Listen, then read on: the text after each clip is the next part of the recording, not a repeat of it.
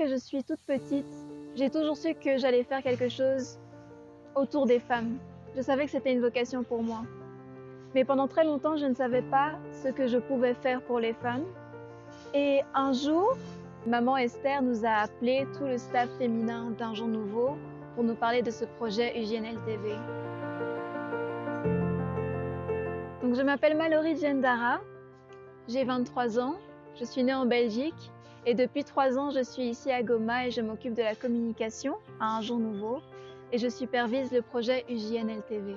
Je vivais une vie assez normale en Belgique, j'ai été élevée par une mère célibataire, j'ai une jumelle qui a de l'autisme. Je vivais la vie normale qu'on peut avoir dans ces conditions-là.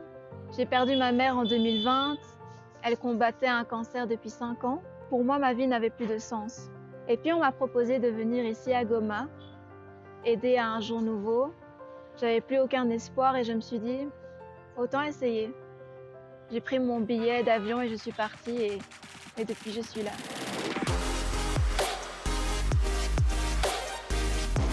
Alors au début, l'intégration a été difficile pour ça. J'avais beaucoup de mal à m'ouvrir et surtout j'avais beaucoup de mal à comprendre pourquoi j'étais ici. Je n'arrivais pas à trouver ma place, je n'arrivais pas à savoir quels étaient mes talents, quelles étaient mes compétences.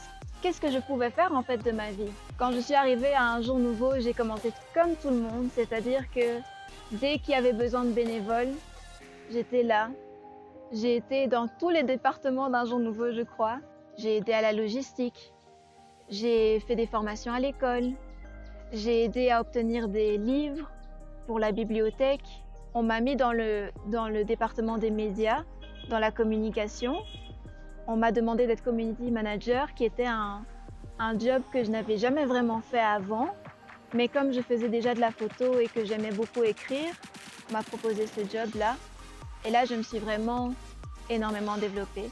J'ai aussi énormément aimé le département d'anglais parce que je voulais absolument traduire les prédications.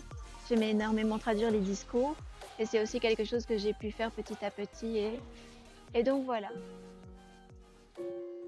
J'écris beaucoup, je fais du piano depuis une dizaine d'années. J'aime énormément lire, j'aime beaucoup de choses en fait. Mais c'est vrai que tout va tourner autour du travail. En fait, ce que j'arrive à faire, c'est que toutes mes passions, j'arrive à les placer dans mon travail ensuite. Donc c'est vrai que au final, tout devient un grand mélange. Mais j'ai beaucoup de passions au-delà de ça. Et une de mes plus grandes passions, ce sont aider les femmes. Donc là, je suis totalement épanouie. Le projet UJNL TV est un projet qui a été très complexe parce que il a commencé en avril 2023. Le lancement a été fait le 8 mars 2024. Donc déjà, 1 an de préparation. Ça a été un an extrêmement fort, plein de péripéties, parce qu'au début, on avait cette idée-là, cette ambition qui nous a été présentée par Esther Ntoto de « je veux faire un média pour les femmes, pour leur permettre de parler ». Ensuite, il fallait voir qui voulait vraiment participer au projet. On a constaté très rapidement qu'on avait besoin de bénévoles, donc il a fallu trouver ces bénévoles, il a fallu former ces bénévoles et ensuite trouver les idées d'émissions et commencer petit à petit à former ce projet.